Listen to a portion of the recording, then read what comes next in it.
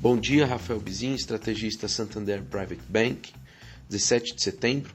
Nessa quarta, o destaque foram as duas decisões de política monetária no Brasil e nos Estados Unidos. Por aqui, o Banco Central decidiu pela manutenção da Selic em 2% ao ano, como já era esperado, mas talvez ele tenha surpreendido alguns analistas pelo fato de ter deixado ainda a porta aberta para eventuais novos cortes, né? Mesmo que ele também tenha ponderado que, se isso acontecer, o espaço remanescente de diminuições da Selic ele seria pequeno. Mas essa qualificação ela já tinha sido feita, né, na última reunião e poderia até ter sido modificada agora, né? Haja vista que teve algum repiquezinho inflacionário, a economia está melhorando, mas sobre essa questão inflacionária, o BC avalia que a pressão é algo temporário, causado em maior parte pelos alimentos, entre outros componentes, é óbvio, mas ele não mostra muita preocupação, né? Ou mostrou uma preocupação menor do que alguns observadores aí poderiam crer.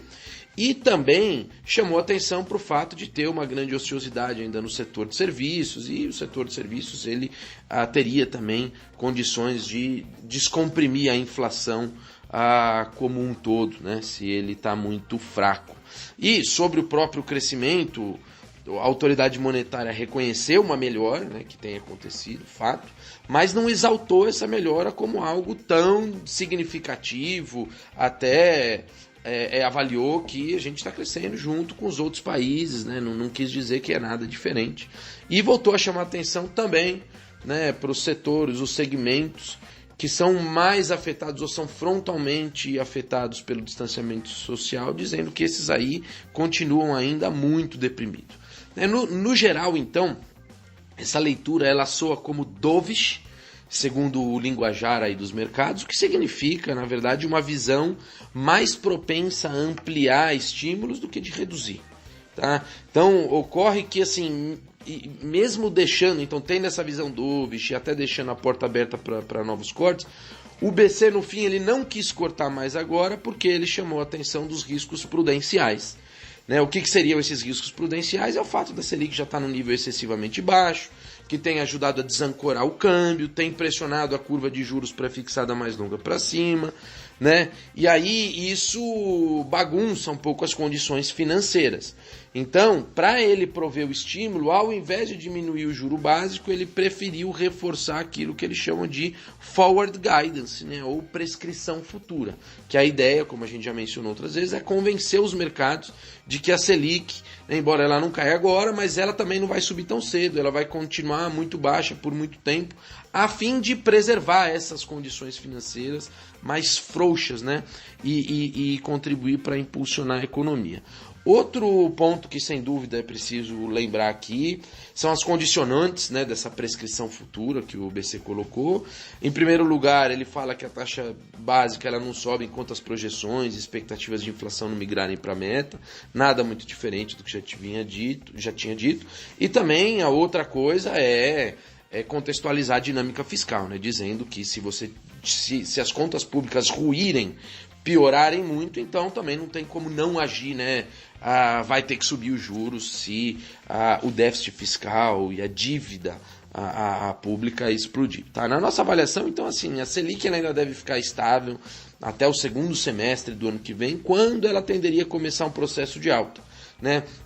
Porque aí, assim, se a economia continuar no processo de recuperação no próximo ano, o curso natural das coisas vai ser, né, encontrar novos gargalos aí de oferta que eventualmente vão começar a pressionar de forma um pouco mais duradoura a inflação, e aí vai exigir resposta do Banco Central, mas de uma maneira administrável, digamos assim. Tá?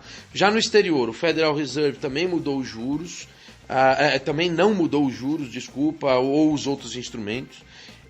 Isso talvez até tenha deixado os analistas e os mercados um pouco decepcionados, como a instituição tinha formalizado um novo regime aí que visa buscar uma inflação temporariamente acima de 2%, como nos últimos 10 anos eles não conseguiram fazer isso, agora com esse objetivo todos acham, ou muitos acham, que ele tem que lançar mão de mais e mais estímulo.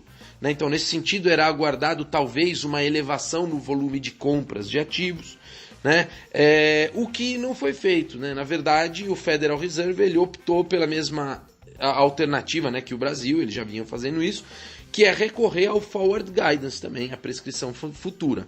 Então eles mantiveram os 120 bilhões de dólares mensais de compra de ativos, né, de aumento do balanço, ou grosseiramente falando de impressão de moeda para jogar no sistema, mas eles disseram que os juros, isso eles ficou igual, mas disseram que os juros eles vão ficar em zero até que o mercado de trabalho melhore muito e a inflação estar a caminho de 2%, com perspectiva de ultrapassar moderadamente esses 2%. E lembrando que as projeções que foram divulgadas mostram uma inflação abaixo de 2% até 2023, ou seja, até lá, 2022, 2023, eles não subiriam os juros, né? Então eles querem estimular a economia dizendo para as pessoas que essas condicionantes aí, elas vão permitir que ele mantenha a taxa básica deles por bastante tempo, bastante baixa. Sobre esse tema de mercado de trabalho, acho que as descrições do Federal Reserve são muito vagas, né? Quando ele fala que o mercado de trabalho pode subir, melhorar, ficar mais apertado, assim,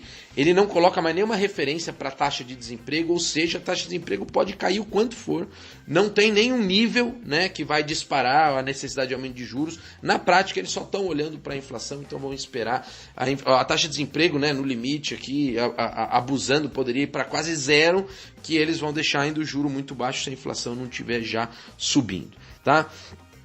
Agora pela manhã os mercados lá fora estão operando em baixa, dando sequência a um dia também ruim ontem, né?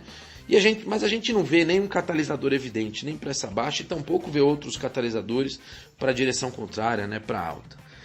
Só para concluir, né, aqui no Brasil, assim, como a gente sabe que não tem nada aparentemente irreversível, que realmente seja irreversível na política, a criação desse novo programa social aí, que ia se chamar Renda Brasil, não saiu necessariamente da pauta, né? Ele pode vir até com outro nome, mas alguma coisa vai ser costurada no lugar dele.